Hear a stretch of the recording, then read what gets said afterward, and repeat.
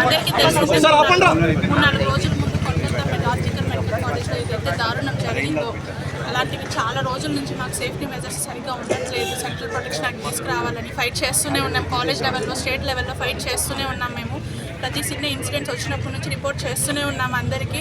కానీ ఈరోజు అది ఎంతవరకు వచ్చిందంటే ఒక అమ్మాయి రేప్ జరిగి మర్డర్ జరిగి ఎంతవరకు వచ్చింది. ఎక్కడైతే ఏవైతే అక్కడ సేఫ్టీ మెజర్స్ లాక్ అయిందో అది ప్రతి కాలేజ్లోనూ ఉంది. అది ఎక్కడైనా జరగచ్చు.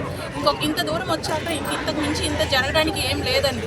కాబట్టి అందరం ఈరోజు రోడ్ల మీదకి వచ్చాము. నేషన్ వైడ్ ప్రొటెస్ట్ ఇది 5 మా పిలుపుతో నేషన్ వైడ్ వచ్చాము. ఏపీ కూడా పిలుపుతో మొత్తం స్టేట్ నేషన్ మొత్తం రోడ్లపైన ఉన్నాము. ఇప్పుడు సేఫ్టీ ఫస్ట్ డ్యూటీ నెక్స్ట్ అండి. కేంద్ర రక్షణ చట్టం సెంట్రల్ ప్రొటెక్షన్ యాక్ట్ 4 సంవత్సరాల నుంచి పేపర్ మీద మాత్రమే ఉంది. బిల్ పాస్ అవ్వలేదు. అది అమల్లోకి రావాల్సిందే అండి. వచ్చాకే డ్యూటీకి వెళ్తాము. సెంట్రల్ ప్రొటెక్షన్ యాక్ట్ అమల్లోకి రావాలి. పనిష్మెంట్స్ డాక్టర్ మీద అసాల్ట్స్కి పనిష్మెంట్ సివియర్గా ఉండాలి. ఎవరైనా అలా డాక్టర్ల మీద ఏమైనా చేయాలంటే భయపడేలా ఉండాలి. హాస్పిటల్ అనేది చాలా సెన్సిటివ్ ఏరియా. సెక్యూరిటీ మెజర్స్ పెంచాలి. గవర్నమెంట్ హాస్పిటల్స్లో మెయిన్గా పేషెంట్ లోడ్ ఎక్కువ ఉంటుంది. సెక్యూరిటీ మెజర్స్ పెంచి తీరాలండి. సెంట్రల్ ప్రొటెక్షన్ యాక్ట్ వచ్చేంత వరకు మా డిమాండ్స్ తీరేంత వరకు మేము ప్రొటెస్ట్లోనే ఉంటాము. అప్డేట్స్ వచ్చేంత వరకు. Forensic medicine department sir, actually ఇవాళ అందరి ముందుకు రావడానికి కారణం మా ప్రాబ్లమ్స్ ఎప్పటి నుంచో ఉన్నా ఈ రోజు బయటికి అందరి ముందుకు రావడానికి కారణం మానవత్వమే లేకుండా ఒక అమ్మాయిని దారుణంగా రేప్ చేసి హింసించి చంపేసిన దాఖలాలు ఉన్నాయి సార్. ఇవాళ కోల్కతా మహానగరంలో మధ్యలో, అది కూడా ఒక హాస్పిటల్ మధ్యలో జరిగింది. ఇదంతా ఇంత జరుగుతున్నా కానీ ఒక సెక్యూరిటీ కానీ ఎవరు వినలేని పరిస్థితిలో అమ్మాయి ఈ రాత్రి అంతా అరుపులు కేకల మధ్యలో, చావు బతుకుల మధ్యలో చివరి దాకా కొట్టుకుంటాడితే ఆ పెయిన్ ఎలా ఉంటుందో, వాళ్ళ పేరెంట్స్ పెయిన్ ఎలా ఉంటుందో జనాలు ఎవరికి అర్థం కాలేదు సార్. అందుకే మేము ఇక్కడ దాకా రావాల్సి వచ్చింది, మీ ముందుకు వచ్చి మాట్లాడాల్సి వచ్చింది. స్వతంత్రం వచ్చి ఇన్నాళ్ళు అవుతుంది, రేపు ఆగస్ట్ 15th సెలబ్రేషన్స్ అది ఇది అంటున్నారు. కానీ ఒక అమ్మాయికి ఇంత దారుణమైన పరిస్థితి ఉన్నప్పుడు ఏ ధైర్యంతో స్వతంత్రంగా మేము బయటకు వెళ్ళగలుగుతాం సార్? అది మీ ముందుకు పెట్టడానికే ఇదంతా చేస్తున్నాం. ఇంకోటి ఏమంటే, ఇది ఈ రోజు ఇక్కడ వరకు జరిగింది కాదు. ఆల్రెడీ మా కాలేజ్లో జరిగిన ఇష్యూస్ ఉన్నాయి.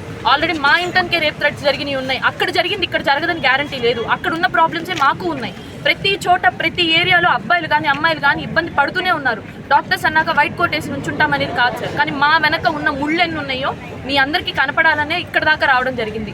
అందరికీ కనిపించినప్పుడు ఏమవుతుందంటే జనాల్లో కూడా అరే వీళ్ళకేం కాదులే, డాక్టర్ చదువుతున్నారు, వీళ్ళకేంటన్న ధీమా లేదు సార్. మా బతుకులకి గ్యారంటీ లేదు. బయటికి పేషెంట్ దగ్గరికి వెళ్తే ఎవరు కొడతారో తెలియదు, ఎవరు తిడతారో తెలియదు.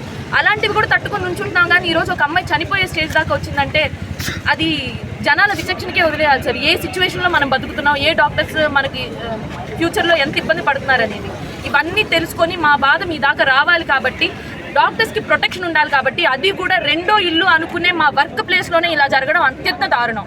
అలాంటి వర్క్ ప్లేస్లో ఖచ్చితంగా మెషర్స్ రావాలి. దాంతో సెంట్రల్ గవర్నమెంట్ యాక్ట్ మాకు ఆన్ పేపర్ కాకుండా అసలు ఇక్కడ లోపాలు ఎందుకు ఉన్నాయి, ఏమేమి ఉన్నాయి, లోపాల గురించి మాత్రం చెప్పదలుచుకుంటున్నాను. ఆ సమయం డ్యూటీలో డాక్టర్ ఉన్న టైంలో ఎందుకని డ్యూటీ డాక్టర్ రూమ్ లేదు, ఎందుకని ఆమె సెమినార్ రూమ్లో పడుకోవాల్సి వచ్చింది, ఎందుకని ఆమె అంతసేపు అంతా కొట్టుమిట్టాడుతున్నా ఎవరు రాకు దగ్గర లేరు, సెక్యూరిటీ ఎందుకు లేదు, అక్కడున్న స్టాఫ్ వాళ్ళు ఎందుకు లేరు, ఎందుకంత నిర్మానుష్యంగా ఉంది. ఇదేదో నిర్మానుష్యమైన ప్రదేశంలో కాదు, 3వ అంతస్తులో అదే హాస్పిటల్ జరిగింది.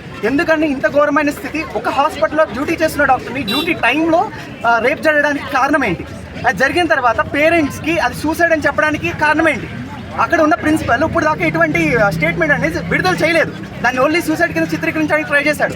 అదే ప్రిన్సిపల్ని రిజైన్ చేస్తే అదే గవర్నమెంట్ మళ్ళీ సాయంత్రానికల్లా వేరే కాలేజ్లో ప్రిన్సిపల్గా పెట్టింది. ఎందుకని అట్లా చేసింది?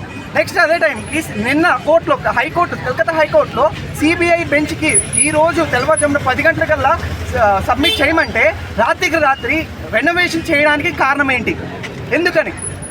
రేపు ఇండిపెండెన్స్ డే అనగా ఈరోజు మనం ఇలా రోడ్ల మీద రావడానికి కారణం ఏంటి? దీనికన్నా ముఖ్య కారణం సెంట్రల్ ప్రొటెక్షన్ యాక్ట్ 2019లో అమెండ్మెంట్ అనేది లోక్సభలో పాస్ అయింది. దాని తర్వాత ఎటువంటి చలనం లేదు, రాజ్యసభకు వెళ్ళలేదు, తర్వాత ఇక్కడ రాలేదు. డాక్టర్లు అనే వాళ్ళు ఎక్కడ కూడా సేఫ్టీ అనేది లేదు.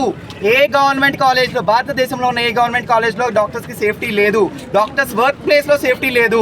ఇంట్లో ఎలా అయితే సేఫ్టీ ఫీల్ అవుతారో వాళ్ళు చదువుకునే ప్రదేశంలో, వాళ్ళు పనిచేసే ప్రదేశంలో సేఫ్టీ ఫీల్ అయినప్పుడు మాత్రమే ఒక డాక్టర్ అనేది మంచిగా ట్రీట్ చేయగలుగుతాడు. ఇట్లా లేని పక్షంలో అభద్రతా భావంతో డాక్టర్ కొనసాగితే మాత్రం ఫ్యూచర్ జనరేషన్స్లో డాక్టర్స్ అనేవాళ్ళు సింపతి ఏమీ లేకుండా అండ్ డాక్టర్స్ని మీద వైలెన్స్ అనేది తీవ్ర స్థాయికి చేరిపోయింది. ఇప్పుడు దాకా కొట్టడం చూసాం, అవి చూసాం. ఇప్పుడు దారుణంగా రేప్ చేసి చంపడాల్సిన అవసరం వచ్చింది. సేమ్ అదే జరిగిన 24 గంటల్లో కోల్కతాలో ఇంకొక పిహెచ్సి డాక్టర్ మీదకి రేప్ చేస్తాను అనే కలకత్తా హాస్పిటల్లో జరిగింది తెలుసు కదా. అట్లానే నీకు చేస్తాను, నేను డాక్టర్ నా పేషెంట్